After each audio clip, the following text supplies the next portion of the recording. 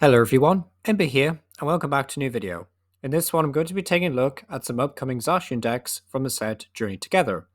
So for those of you who don't know, Hop Zacian EX is kind of like a turbo deck, I guess, like a turbo spread deck. It's built around Zacian, of course, with 230 HP. It's kind of tanky actually, it's up there with Terrapagos and stuff, so that's nice. Has two really good attacks, Close Cleave and Brave Slash. Close Cleave for one colorless does 30, and then also does 30 damage to one of your opponent's bench Pokemon. And what's kind of scary about Zacian is how just easily you can modify this damage to get really scary. So yeah, that's kind of like the main appeal of Zacian, really. Also got Brave Slash for 3 metal and a colorless, does 240 damage, and during your next turn this Pokemon can't use Brave Slash.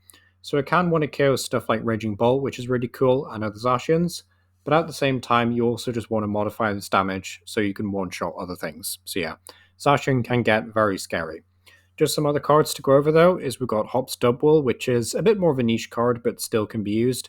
Basically just says when you evolve it up from Wooloo, you basically just get to Gust one of your opponent's Pokemon.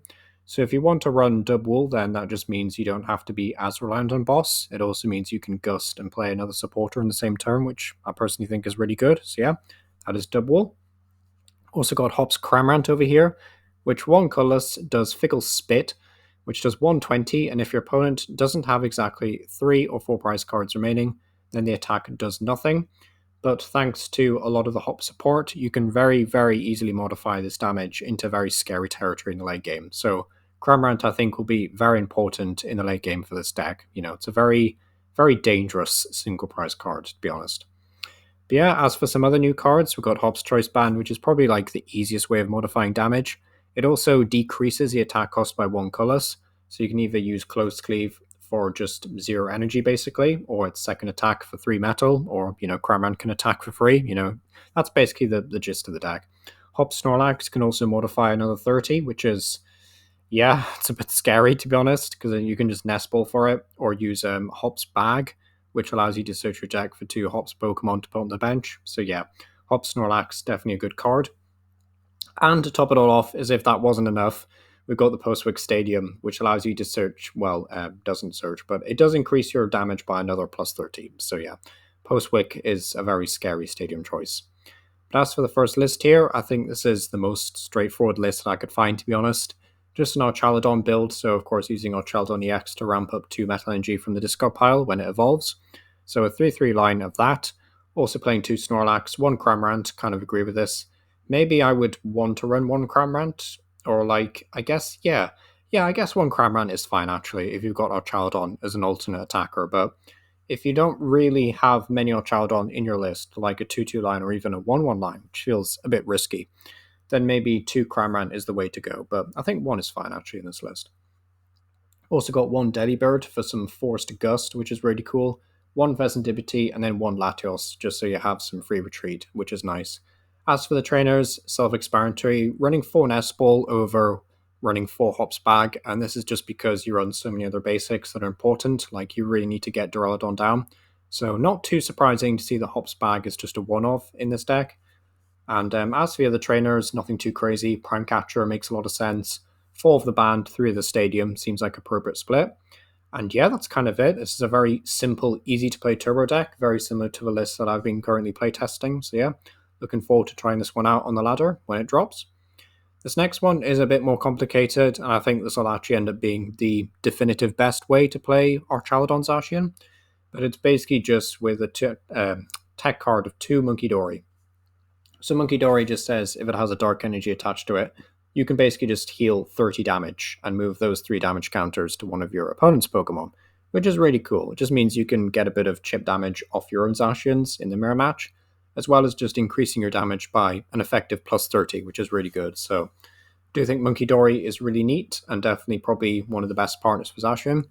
As for the rest of the list, it's just very, very similar to the one we just looked at, so nothing too crazy here. I guess this one's actually playing Pokegear, and the other one wasn't playing Pokegear, so that's an interesting shake-up at least. Also running Blood Moon Ursaluna as an optional late-game attacker, and also playing 2 Cramorant, so yeah. This list definitely is not relying on Zacian and Archaladon really late game. Like Cramorant and Blood Moon are definitely the flavor of choice here, but Very cool list overall. Would like to give this one a go as well. I'm not sure I'm going to have time to do all of these, but I would like to have the time to try out all these lists. But yeah, this one's honestly really cool. I do rate this one quite highly as well. The next list, though, is playing. Well, it's got a few tech cards in here. It's kind of similar to the one we just looked at, but it is playing a lot more like, I guess, newish cards and a lot more spicier options. Playing the Tatsugiri with attract customers, so you have a chance to get things like Kieran or Penny. Kieran over Karate Master is interesting.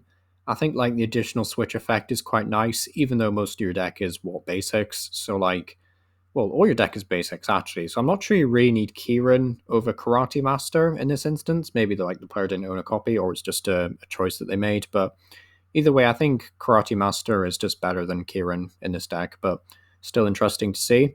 Also got Chorus's Tenacity, which helps you track down Postwick, and Legacy Energy, which is the A spec of choice here. But yeah, I do kind of like Chorus in this list, just because like it's difficult to find the stadium sometimes, but at the same time it does leave you vulnerable to Kyurem, which I think could still see a decent amount of play post rotation, even without Regidrago, so a bit scary in that front. 2 Penny though kind of makes sense. We've got some big basics who we might want to remove, so especially if a Snorlax gets stuck in the active spot or something, that would be dreadful. So yeah, no other switches otherwise, so yeah, Penny makes a lot of sense. Also running 3 Hops bag, yeah, that kind of makes sense as well. 2 Snorlax, 2 Cramorant, 3 Zacian. Definitely more of a focus on like the Hops Pokemon, but still running a lot of tech options. So a very fun list overall. Maybe not my cup of tea, although I'm always happy to see Tatsugiri and 2 copies of Cramorant. So yeah, pretty fun in that regards. And then this next list is an Ogrepon build, which is really cool. Basically just using Energy Switch to move off the Grass Energy from Ogrepon onto Zacian. And this list is also playing 3 Snorlax, so you could, in theory, attack with Snorlax as well if you really wanted to. You've even got Jet Energy as well, so I think that's what they're trying to do, by the way. They've also got, like, 3 Glass Trumpets, so yeah, okay. They're definitely, like, trying to attack with Snorlax, or at the very least power some energy up to it, and then move it over to Ogrepon or Zacian, which is cool. Overall, though, so you can, like, Glass Trumpet Metal Energy onto Snorlax and then Energy Switch it over, which is cool. But I think overall, not really my cup of tea, to be honest. It is cool, though. It is cool. Lastly, though, we have a Dusknoir build. Interesting, to be honest, but again, I think this one's a bit more risky. Also, one more thing, actually, before we move on. No Cramorant in this list. I definitely would want to add a Cramorant, by the way. Yeah, just food for thought there. I would definitely try and shove in a Cramorant. But yeah, this list, honestly, I think this one's really cool. It's definitely more of a spread deck as opposed to like a Turbo Zacian build. So you're not really looking to use the second attack. I mean, well, you can't actually. There's no Metal Energy. There's no point in saying that, Ember. There's no Metal Energy in this list. It's just 4 Jet Energy. So yeah, okay, fair dues. So if you don't like playing Metal Energy and you just want to play a classic spread deck, I guess, then this will be your option. I know it's Dusclops. Not a lot of people like Dusclops right now. It is admittedly quite annoying to play against sometimes, and it can feel kind of broken, to be honest.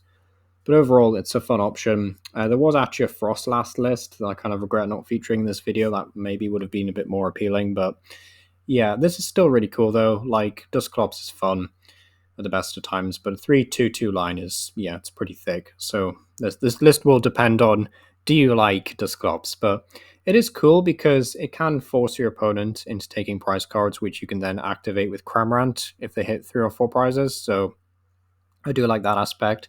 I've also just realized there's 2 copies of Jock in this list and 2 copies of Budew. Very, very interesting to see that. Also, only 3 of the choice banned, 3 of the Postwick. It's an interesting list. I would definitely be up for giving this one a go. Like, I think I would have to craft some more Dusknoir stuff, but yeah, this list, I'm just not sold on it. Like, it's fun, but yeah, I mean, this one's also pretty cool. Might give that one a go. This one definitely seems like the best, even though I'm not like a huge fan of Munkidori right now. And this one seems like the most straightforward if you're just getting into the deck. But yeah, some really fun options here. Hopefully, you've found an option that you like.